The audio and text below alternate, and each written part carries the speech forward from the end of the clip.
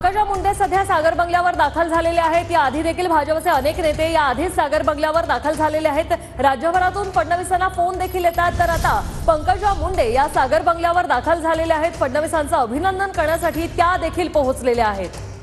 तर भाजपचे सगळे महत्त्वाचे नेते सागर बंगल्यावर पोहोचतायत। चंद्रशेखर बावनकुळे पोहोचलेले होते। पाठोपाठ 40 गावचं आपण हे पाहूया काय नेमकं चित्र आहे। मंगेश चव्हाण इथे विजयी झालेले आहेत। उन्मेष पाटील पराभूत झाले। तर सध्याची महत्त्वाची बातमी, पंकजा मुंडे या सागर बंगल्यावर दाखल झालेले आहेत।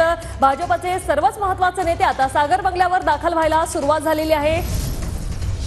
पंकजा मुंडे या सागर बंगल्यावर दाखल झालेले आहेत। विधान परिषदेवर आहेत पंकजा मुंडे।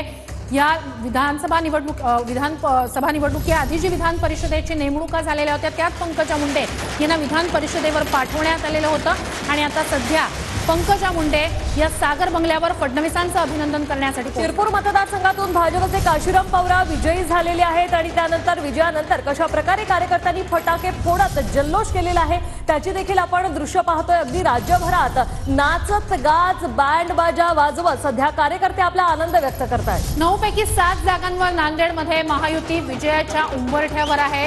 ही मोठी आणि महत्त्वाची घडामोड म्हणावी लागेल। नांदेडमधनं 9 पैकी 7 जागांवर महायुती विजयाच्या उंबरठ्यावर। नांदेड